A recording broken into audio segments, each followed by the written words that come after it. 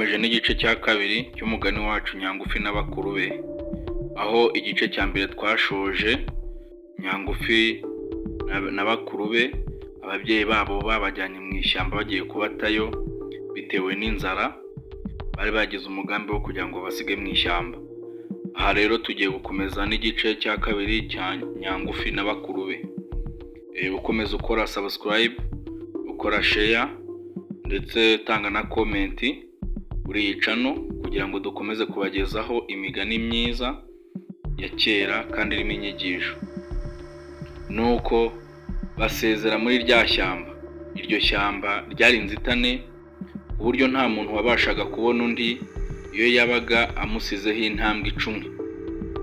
Ubwo ariko nyina w'abana we yasaga n'uwaciye kuko yarazi ibigiye kubabaho kandi adashoboye kubakiza cyangwa se ngo ababurire. Binjira mu ishyamba, nibwo Nyangufi yatangiye kugenda anaga twatubuye aho se yabanyujije barinda kugera mu ishyamba rwagati. Se atangira gutema ibiti no kubisatura, yereka abana hirya ye gato aho barunda imyasi. Nuko abana batangira gutunda inkwi bazirunda no gushaka imigozi yo kuzihambira.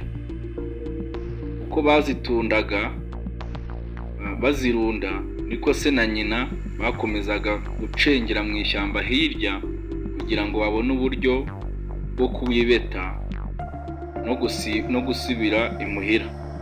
Abana bakomeza kurunda inkwi, bigeze aho baza gukebuka aho ababyeyi bari ntibahagira n'umwe babona.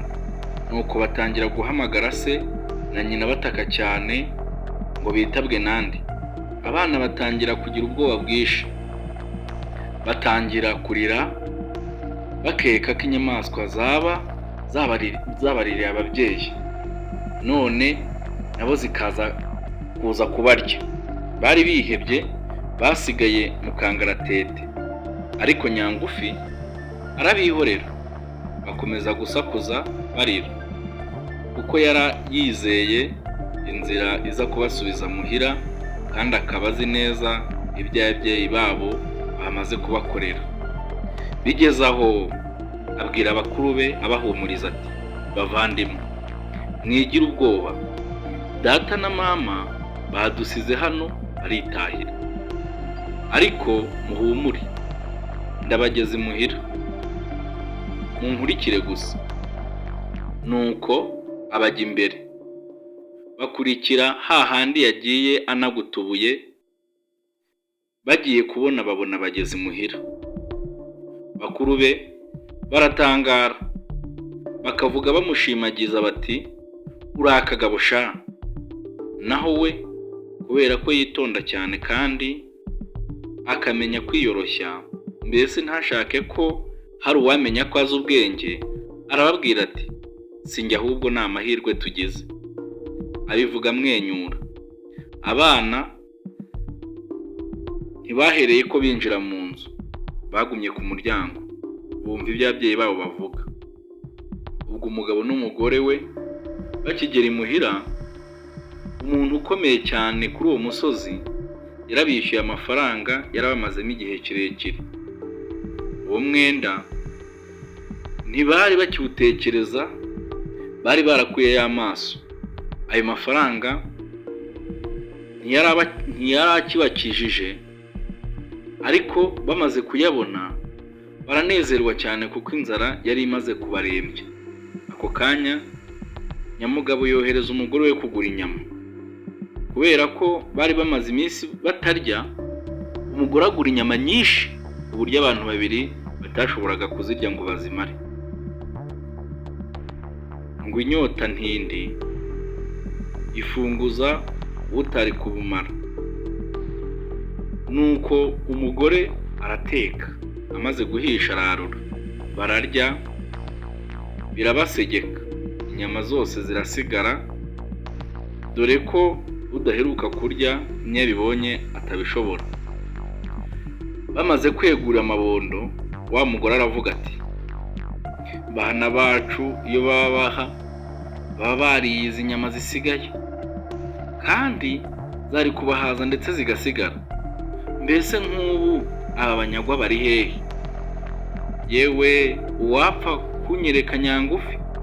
Nuko yungama abwira umugabo ati sinakubwiye ko tuzicuza hanyuma. Nk'ubu aba bana bamerewe bate muri rya shyamba? Uzi kuri inyamaswa mu zindi?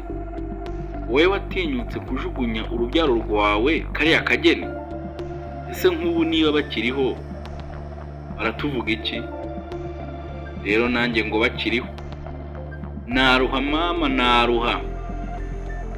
Bigeze aho umugabo ntiyaba agishoboye kwihanganira ayo magambo y'umugore, kuko yakomezaga kumuhamya icyaha ngo niwe washatse ko bata abana babo mu ishyamba. Niko kumubwira amucyaha ati nongera kuvuga ayo magambo ndagukubita. Umugore akomeza kurira ahamagara abana be avuga ati bana banjye we, bana banjye we. Ageze aho sinzi uko yaje kuvuga cyane ati bana banjye bari he we. Abana uko bakabaye mu muryango bavugira icyarimwe bati erega turi hano. Nuko nyina arashiduka, ubwo yiruka afite ubwuzu bwinshi ajya ku muryango, maze herako akingura. Akimara kubabona arabahobera icyarimwe ababwira ati mbega ukuntu nishimye kongera kubabona, ndabireba murananiwe cyane kandi inzara yabishe rwose. Maze abwira Nyangufi ati mbega umusatsi wawe nuko wahindutse, ngwino ngusokoze. Amaze kumusokoza ahamagara abana arabagaburira, bararya baranezerwa, ariko se yari yabuze aho akwirwa. Hashize akanya yikura mu isoni ati mwari mwagiye hehe mwa bigoryi mwe? Mubonye igihe twabashakiye tukababura, tukarinda twiyizira twibwira ngo mwatashye. Abana bacisha make bakomeza kurya bafite umunezero. Noneho batangira kubatekerereza ukuntu bagize ubwoba basigaye muri rya shyamba bonyine. Icyaje kuba kibi nuko ibyo byishimo byarangiranye na ya mafaranga. Ibyateye kabiri ya mafaranga amaze gushira, ababyeyi bongera guta abana babo mu ishyamba, ariko noneho murya kure cyane. Murakoze cyane. Uyu ni igice cya kabiri cy'umugani Nyangufi n'abakuru be. Tuzakomeza n'igice cya gatatu dukomeza tubagezaho imigani myiza, kuko imigani ugana kariho.